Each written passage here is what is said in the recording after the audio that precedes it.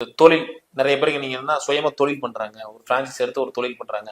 இனி சில பேர் பாத்தீங்கன்னா ஒரு 10 வருஷமா வேலைக்கு கொடுப்பாங்க ஒரு கம்பெனில, அப்படி படிப்படியா கொஞ்சம் வளர்ந்து வளர்ந்து வந்து ஒரு இடத்துல இருப்பாங்க. ஸோ அதை வந்து எப்படி மக்களே தேர்ந்தெடுக்க முடியுங்களா? ஒரு ஜாதகத்தை பார்த்தே நான் தொழில் பண்ணலாமா இல்ல வந்து ஒரு கம்பெனிக்கு வேலைக்கு போலாமா அப்படிங்கிறது எப்படி? கண்டிப்பா கண்டிப்பா. இப்ப பாத்தீங்கன்னா ஃபர்ஸ்ட் அண்ட் ஃபோர்மோஸ்ட் பாத்தீங்கன்னா உங்களோட ஜாதகத்துல 10ஆம் வீடு எப்படி இருக்குது, சனி வலுத்திருக்கா சூரியன் வலுத்திருக்கா. சூரியன் வலுத்திருந்தா தொழில், சனி வலுத்திருந்தா எம்ப்ளாய்மெண்ட். 6ஆம் பாவம் வலுத்திருக்கா 10ஆம் பாவம் வலுத்திருக்கா. 10ஆம் பாவம் வலுத்திருந்தா தொழில், 6ஆம் பாவம் வலுத்திருந்தா அடிமை தொழில். 10ஆம் பாவம் வலுத்திருக்குன்னா என்ன அர்த்தம்னா 10ஆம் பாவத்துல கிரகங்கள் இருக்கா, அந்த கிரகத்தின் தசைகள் வருதா, 10ஆம் வீட்டதிபதி தசை வருகிறதா, 10ஆம் வீட்டதிபதி நல்ல லாபத்துல இருக்காரா, அல்லது போய் அவரு இருக்கக்கூடாத இடத்துல போய் 8லயோ 6லயோ போய் மறைஞ்சு ராகுவோட சேர்ந்து பாவத்துமாயி எந்த ஒரு பலமும் இல்லாம இருக்காரா. இது மாதிரி இருக்கு. சில பேர் பாத்தீங்கன்னா 10ஆம் வீட்டு கிரகம் இருக்கும், தசை நடக்கும். ஆனா 10ஆம் வீட்டு அதிபதி 12 இருக்கும். ஸோ ஒரு தசையிலும் ஒரு பிசினஸ் பண்ணுவாங்க.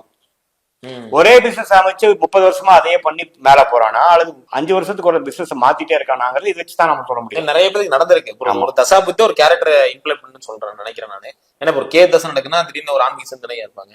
சுக்கரன் நடக்கும்போது திடீர்னு ஒரு தசை மாறும். கண்டிப்பா. சோ அதே மாதிரிதான் கண்டிப்பா நீங்க சொல்றது காரத்துவம், அந்த கிரகத்தின் காரத்துவத்தை கண்டிப்பா அந்த கிரக தசா மூலமா கொடுத்தது. இப்ப நானே பாத்தீங்கன்னா சனி திசையில ஃபுல்லா படித்து கிட்டத்தட்ட 30,000 பேர்த்துக்கு நிறைய ஃப்ரீயா பார்த்து வந்து என்னோட புதன் திசை என்று சொல்லப்படுகிற அஸ்ட்ராலஜியை சப்போர்ட் பண்ணக்கூடிய புதன் திசையில வந்து நம்ம ப்ரொஃபஷனல் அஸ்ட்ராலஜரா வந்துட்டோம். சோ அந்த கிரகத்தின் காரத்துவத்தை அந்த திசையில நல்லாவே கொடுக்கும். புரியுதுங்களா? சுக்கர திசையில சுக்கர புக்தியில தான் பாத்தீங்கன்னா நம்ம யூடியூப் அதெல்லாம் போய் நம்ம பிரபலமானோம். ஸோ சுக்கரனுங்கிறது இந்த மாதிரி சோசியல் மீடியா, இந்த கேமரா பின்னாடி பேசுறது, மீடியா துறை, எல்லாமே ஃபேஸ்புக்கு யூடியூப் இது எல்லாமே வந்து சுக்கரன் தான். ஸோ எல்லாமே அந்தந்த கிரகம் நல்லா இருக்கும் பொழுது அந்த கிரகத்தின் காரத்துவத்தை அந்தந்த டைம்ல கொடுத்துருவார். அதே மாதிரி தொழில் அமைப்புகள் நல்லா இருக்கும் பொழுது நீங்க தொழில் ஆட்டோமேட்டிக்கா போயிருவீங்க. உங்களுக்கே அந்த டெண்டன்சி இருக்கும்.